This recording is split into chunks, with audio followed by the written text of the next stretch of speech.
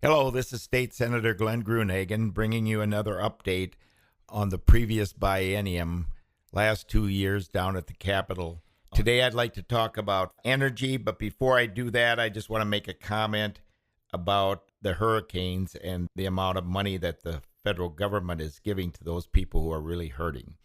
Number one, we should all keep them in our prayers, and those of us who can contribute to some of the organizations working down there to help those people, many of them in dire straits, should certainly do that. Again, Americans are very generous and they have responded.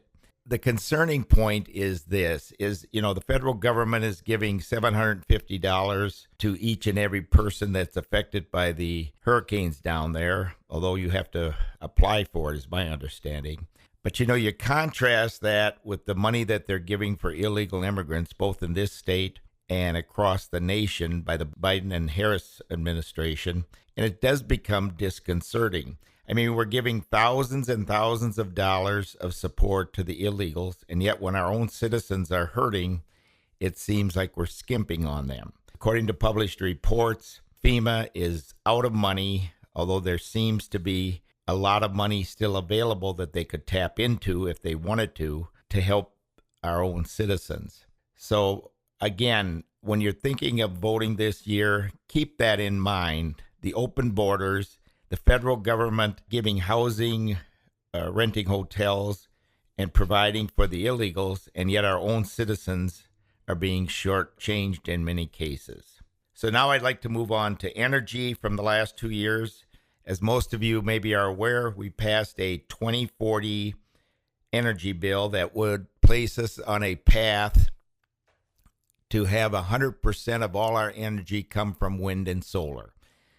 That, unfortunately, is going to cause a huge amount of problems from my perspective. Again, it was Governor Walz and the Democrats that voted for this. Republicans opposed it. Why did we oppose it? Number one, solar and wind are not base load electricity, and they discriminated against and actually excluded base load electricity, such as increasing hydroelectricity, which is carbon free, and nuclear energy, which technology advances have happened to make it extremely competitive and low cost, and yet that was excluded. To give you a perspective of what's actually going on with the solar and wind, I have a constituent who contacted me, and he was offered on his land, on his acreage, a $15,000 signing bonus for a solar garden and $3,000 an acre for over 20 years. Think about that, members. A $15,000 signing bonus and over $3,000 an acre for over 20 years. Much of that is your tax dollars. So instead of calling it the Green New Deal, I call it the Greed New Deal, because it's undermining our grid, which we should be hardening, and it's giving us non-base load electricity. The lead lobbyist of energy down at the Capitol shared this information a couple of years ago with me and a few other Republicans. Right now in the state of Minnesota, the solar gardens are owned by several different individuals and corporations. And here's the breakdown, according to the lead lobbyist down at the Capitol on energy. 13% of the solar gardens are owned by Minnesota corporations and individuals in the state of Minnesota.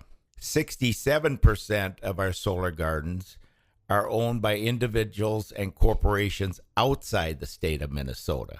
Okay? And here's the concerning point. 20% of our solar gardens, according to the lead lobbyist down at the Capitol, are owned by foreign corporations and individuals.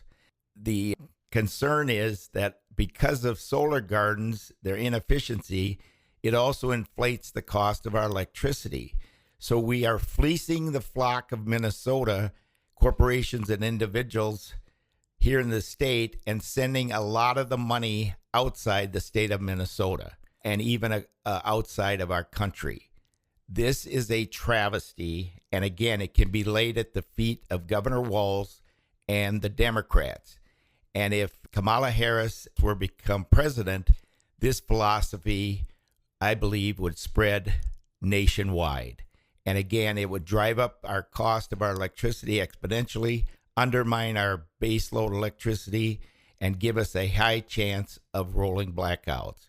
In fact, I did serve on the Energy Committee this last year down at the Senate, and we were given information that our district in Minnesota, which includes about 10 states, it's called the MISO district. Our state and the MISO district is the highest rated district for rolling blackouts in the coming years. So that's the path the Democrats are taking us down, is transportation. I'm a strong advocate of roads and bridges. And of course, I was a major influence on getting Highway 212 to 4 lanes, along with former Senator Scott Newman. I worked on that 9 years prior to it being started. It's something that definitely provides more safety, commerce, and is good for our farming commodities to get to market. And it's long time due, as there were individuals in McLeod County and other areas that have worked on getting this to 4 lanes since the late 50s, early 60s. That's over 50 years ago. So I'm very thankful for that.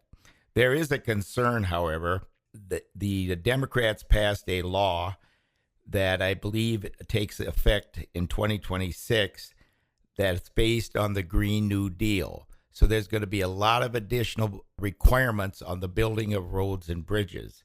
The result is that this law is not modified or repealed. It will drive up the cost of new roads and bridges approximately 30 to 40% over what the cost is now. So it seems like the Democratic Party and Governor Walz are intentionally driving up the cost of our roads and bridges here in the state of Minnesota. And yet they will turn around and support boondoggle ideas like Southwest Light Rail, which according to staff a couple years ago, the cost for the Southwest Light Rail from Eden Prairie to downtown Minneapolis was over $3,000 an inch, not a foot or a yard, $3,000 an inch. And the problem is, once the Southwest Light Rail is done, you're not going to have flexibility of moving it around. You're going to have to move everything to it. And very few people, other than criminals at times, ride this. And then we have to subsidize it with millions of dollars. So again, the DFL, Governor Walz, and the Democrats are taking us down a very high-cost, dangerous road of light rail versus emphasizing roads and bridges is what we should be doing. Again, I'm all for buses. However, buses are flexible and can be moved. Light rail is inflexible and is 19th century technology. Please think this through. If you like roads and bridges, we need to repeal that law that drives up the cost artificially and provide the necessary roads and bridges all across our state. Again, I'm State Senator Glenn Gruenhagen. Thank you for listening, and God bless.